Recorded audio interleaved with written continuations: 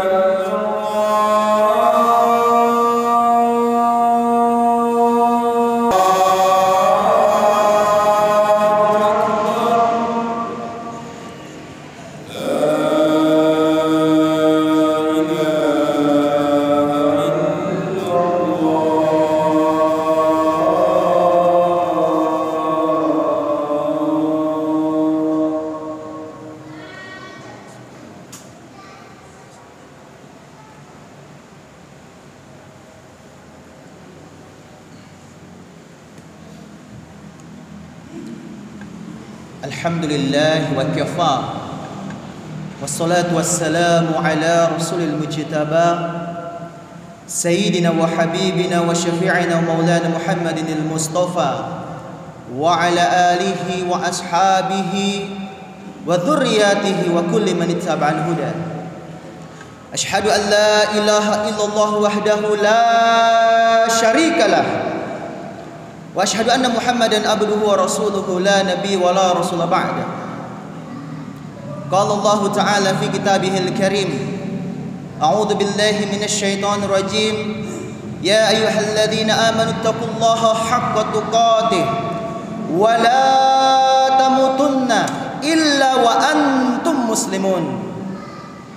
Ma'asyiral muslimin, sidang jamaah Jumat yang dimuliakan oleh Allah Subhanahu wa Ta'ala.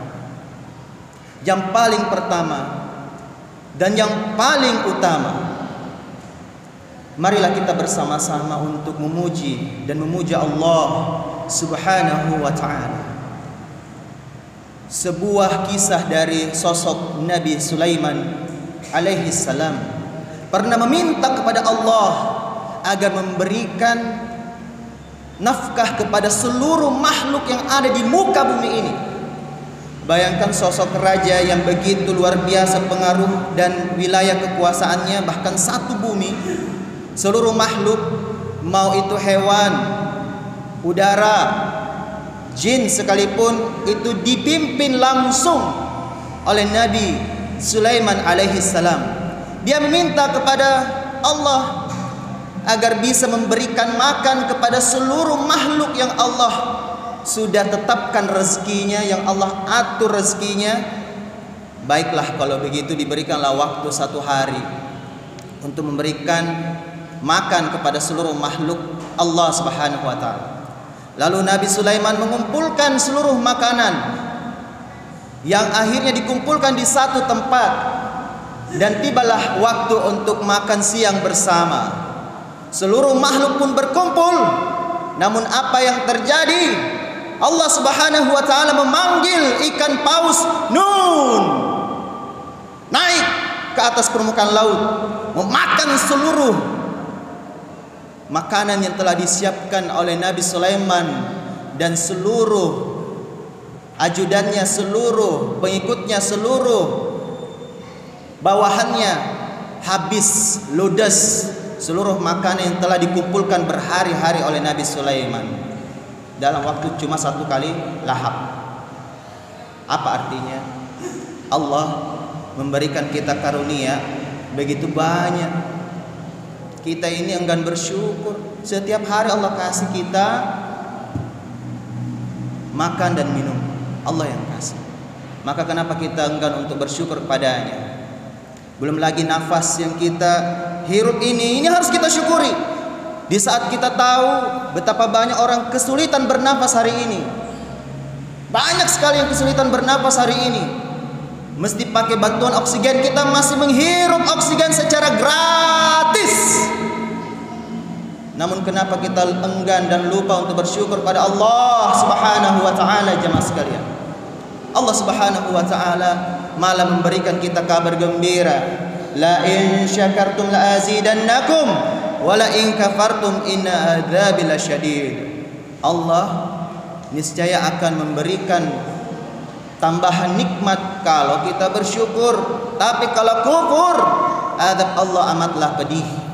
Maka masyiral muslimin, marilah kita senantiasa untuk bersyukur. Ini nikmat terkecil saja, ini oksigen. Lalu ada nikmat yang terbesar? Oh ada. Nikmat terbesar yang Allah berikan kepada kita masyiral muslimin adalah nikmat yang kata Imam Syafi'i adalah diutusnya baginda Nabi Muhammad sallallahu alaihi wasallam. Baginda Rasulullah sallallahu alaihi wasallam adalah nikmat terbesar buat seluruh makhluk di muka bumi ini. Apalagi buat kita.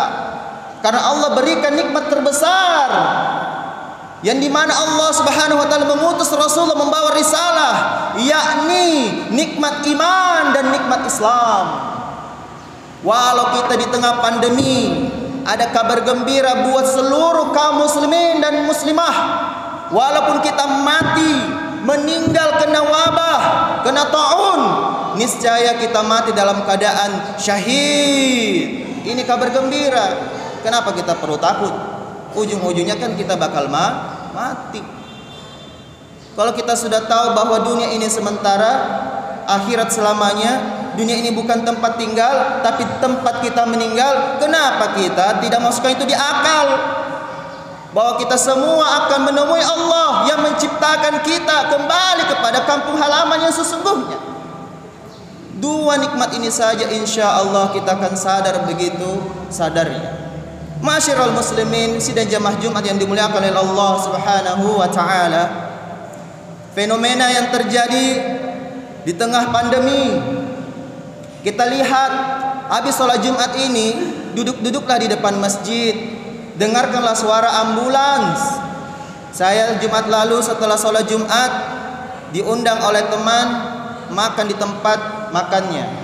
Ada lesehan, saya diundang bersama guru dan teman-teman. Masya Allah, sambil menunggu makan itu disiapkan, 8 ambulans lewat. 8 ambulans lewat. Betapa banyaknya yang telah syahid, Masya Allah. Apa artinya? Kita sekarang ini bersiap-siaplah membawa bekal. Dan ada satu doa yang insya Allah pada kesempatan Jumat ini yang akan kita sama-sama renungkan, sama-sama amalkan, sehingga kita tidak perlu khawatir di dunia ini. Apa doa yang dimana Anas bin Malik radhiyallahu anhu mendapatkan ajaran dari Rasulullah sallallahu alaihi wasallam. Rasulullah sallallahu alaihi wasallam menyampaikan kepada Anas bin Malik, dan ini akhirnya sampai kepada kita semua, sampai ke seluruh kaum muslimin. Apa kata Rasulullah dalam hadis sahih riwayat Abu Daud?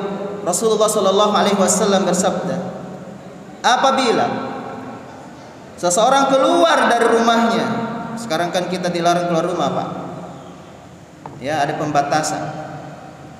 Apabila seseorang keluar dari rumahnya, kemudian dia membaca doa, Bismillahi tawakkaltu ala Allahi wala hawla wala quwwata illa billah.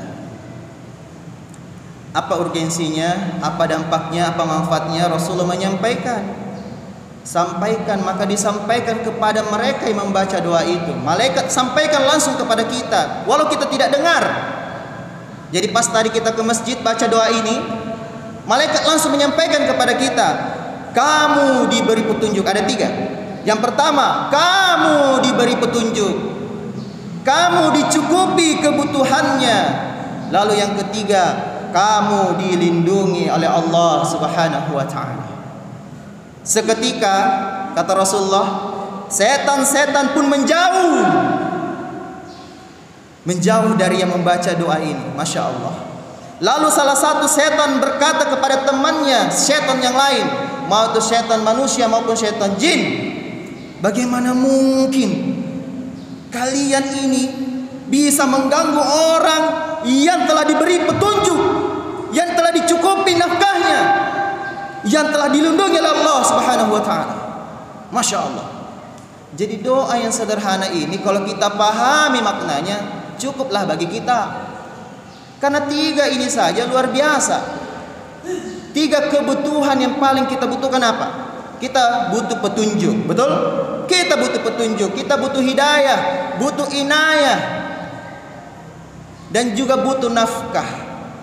Jadi 3A, hidayah, nafkah, inayah. Allah berikan kita petunjuk, hidayah, agar selalu berada di dalam track, on the track, dalam sunnah Rasulullah SAW. Lalu kita juga butuh nafkah, yang harusnya kita tinggalkan untuk anak, istri kita. Lalu kita butuhkan yang ketiga adalah pertolongan Allah pada saat kita mencari nafkah, supaya dimudahkan urusan kita, bisnis kita, karir kita, supaya bisnis omsetnya naik, karirnya juga ikut naik, sekolahnya cepat tuntas. Allah Subhanahu wa taala mudahkan urusan-urusan kita, Masya Allah. Jadi doa ini saja luar biasa. Doa ini saja luar biasa. Kalau kita kerucutkan doa ini, sebenarnya dia cuma membutuhkan 2 huruf saja, 2 T. 2 T ini bukan lagi rame ini, bukan 2 triliun itu, bukan. 2 T yang disampaikan oleh guru saya dalam sebuah workshop pola pertolongan Allah. Seharian saya mengikuti sebuah kajian yang begitu dalam tentang tauhid. 2 T ini adalah singkatannya adalah titipi, temani. 2 T ini saja makna dari doa yang kita baca, Bismillahi tawakkaltu 'alallahi wala haula wala quwata illa billah. Yang belum tahu artinya saya akan jelaskan. Bismillah, dengan nama Allah, dengan menyebut nama Allah. Tawakkaltu 'alallah, aku bertawakal kepada Allah. La haula wala quwata illa billah, tiada daya dan daya, kita tidak punya daya dan kekuatan kecuali dari Allah Subhanahu wa taala. Ini dikerucutkan oleh guru kami Ustadz Sony Abikim, Ustadz Reza Rendi. Beliau menyampaikan 2 T. Ini udah lama sebelum 2 T tadi yang saya sebutkan, 2 triliun. Niscaya rezeki kita lebih daripada itu, lebih banyak daripada itu. Temani, titipi, temani. Jadi awal dulu apa? Titip ya Allah, temani ya Allah. Itu maksud. Jadi pada saat kita membaca doa ini, sebenarnya kita minta sama Allah, ya Allah, aku titip nih anak-anakku di rumah, aku titip istriku di rumah. Saya tidak sedang melihatnya, saya tidak bisa mengontrol mereka, saya tidak bisa mengubah apa yang mereka lakukan dalam rumah, karena saya sedang keluar mencari nafkah.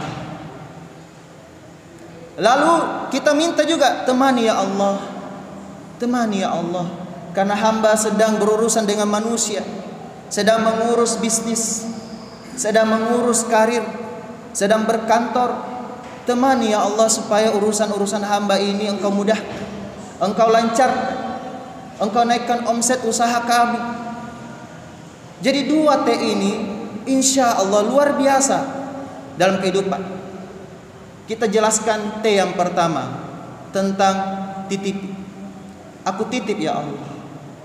Saat kita membaca titip ini, yakin dan percaya kita ini akan dapatkan ibrah dari kisahnya Nabi Ibrahim. Ada 2 kisah yang akan saya sampaikan. Kisah zaman dulu dan kisah zaman now. Kisah zaman dulu, Ibrahim, dalam sejarah membuktikan Ibrahim ini amat langka jumpa dengan sosok anaknya Nabi Ismail. Kita lihat dalam sejarah, anaknya ditinggal di padang pasir bersama istrinya. Lalu Allah memerintahkannya untuk dakwah, memerintahkannya untuk mengurus umat. Tapi tawakalnya sosok si istrinya Siti Hajar, dan begitu pula tawakalnya sosok suami, luar biasa. Apa yang terjadi? Nabi Ismail ini menjadi sosok nabi, tak sekedar hanya menjadi anak yang soleh, nabi. Kita ini cukup meminta kepada Allah supaya anak kita yang kita sering tinggal saat kita ke kantor, coba deh renungkan, berapa jam kita di luar rumah dibandingkan kita bersama dengan anak kita di rumah. Sampai di rumah malah marah-marah. Bukannya kita temani main-main, karena kita harus paham ya, surga itu bagi seorang ayah, ini Rasulullah bilang, surga itu bagi seorang ayah yang ketika dia bermain dengan anaknya seperti cara mainnya itu anak. Jadi kalau anak-anak suka main petak umpet, sembunyi-sembunyi, ikut surga itu. Jadi mungkin kita tidak terlalu banyak waktu bersama anak kita karena kesibukan di luar, tapi jangan lupa baca doa ini. Bismillahirrahmanirrahim. Ya Allah, aku titip anakku, aku titip istriku. Apalagi kita tahu sekarang generasi zaman milenial, bahkan generasi alfa. Generasi alfa sekarang menggunakan handphone. Kita tidak tahu apa yang dia lakukan di dalam kamar. Dia buka situs apa, siapa yang bisa kontrol, apalagi kita sedang di luar rumah. Sudah pulang saja, kita langsung segera tidur. Anak kita masih begadang. Siapa yang kontrol? Kalau kita tidak minta sama Allah, niscaya kita tidak akan mampu mengubah anak kita ini. Maka kita titip sama Allah, yakin bahwa Allah yang mengubah. Bukankah kita sering main baca doa, ya muqallibul qulub tsabbit qulub ala dini. Kita kan biasa minta sama Allah, ya Allah yang membolak-balikkan hati, teguhkanlah hatiku qalbi ala dini. Di dalam agamamu ya Allah, teguhkanlah. Nah, anak kita juga itu bisa dapat hidayah dan inayah kalau kita mendoakan anak kita. Jangan sampai kita lalai dalam sholat kita, jangan sampai kita lalai dalam doa kita. Maka pada saat kita lagi sholat Jumat sebentar ini, tidak perlu pikirkan dulu pekerjaan. Kadang kita ini kurang khusyuk, lupa anak kita, lupa istri kita yang dipikirkan, utang sama kantor, sama bisnis. Padahal kita sedang berhadapan langsung dengan yang memberikan kita bisnis, yang memberikan kita rezeki. Kenapa tidak minta sama Allah? Titip. Kita ini sedang meninggalkan usaha kita hari ini, ada dalam masjid. Coba deh, 20 menit kita meninggalkan pekerjaan kita, kita titipkan sama Allah. Toko kita mungkin ada kemungkinan ada yang curi, tapi kenapa akhirnya pencuri itu tidak melihat, tidak melirik toko kita? Allah yang bolakkan matanya, tidak langsung melihat toko kita, tidak ada keinginan untuk mencurinya. Maka titip sama Allah. Ada kisah yang kedua, seorang guru minta ampun nih, mendidik siswanya, murid, minta ampun dia, bandelnya luar biasa, tidak bisa nih, bahkan orang tuanya saja sesana luar biasa. Tetapi sang guru ini tahu di malam hari sepertiga malam terakhir, dia minta kepada Allah. Dia berdoa dan spesifik menyebut nama anak ini. Di dalam doanya, ya Allah, anak ini Fulan bin Fulan, berikanlah dia petunjukmu ya Allah, sehingga dia berubah menjadi anak yang soleh, anak yang sukses. Apa yang terjadi? Tidak cukup waktu yang lama berproses, anak ini tiba-tiba aja langsung jadi anak yang begitu baiknya. Masya Allah. Siapa yang bisa membuat anak kita ini bisa taat sama Allah kalau bukan Allah yang berikan dia hidayah? Belum lagi anak generasi-generasi yang usianya sudah 15 tahun ke atas, yang susah kita kontrol, sudah bergaul ke sana kemari, main game online mami, Mobile Legend, Free Fire, PUBG. Siapa yang bisa kontrol mereka? Maka mintalah sama Allah, titip ya Allah anak. Ini adalah yang pertama, titip. Lalu yang terakhir adalah minta ditemani. Pasti dan pasti kita mau, masyiral muslimin rahimakumullah, kita pasti mau bisnis kita maju. Makanya kenapa kita keluar rumah, kenapa kita akhirnya protes? Karena kita ini butuh menafkahi anak-anak kita, istri kita. Tapi mintalah sama Allah, walaupun usaha kita mungkin tidak 100% seperti sebelum pandemi, tapi hasilnya bisa sama sebelum pandemi, bahkan lebih. Apa yang susah bagi Allah untuk mengubah jalur rezeki kita, akhirnya lebih banyak yang kita dapat.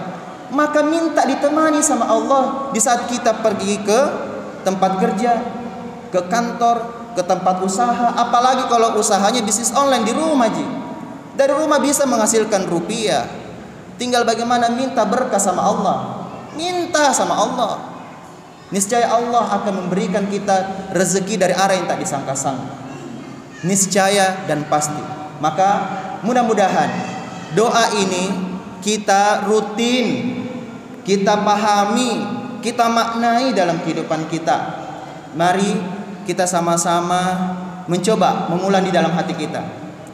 Tidak perlu disebutkan lewat jahar, coba di dalam hati kita. Bismillah, tawakkaltu 'ala Allah, la haula wala quwwata illa billah. Buat yang belum hafal, cari Miki di Google, ada doanya. Barakallahu lakum fil Qur'anil Karim wa nafa'ni wa iyyakum fihi minal ayati wa dzikril hakim wa taqabbala minna wa minkum tilawata innahu wal ghafurur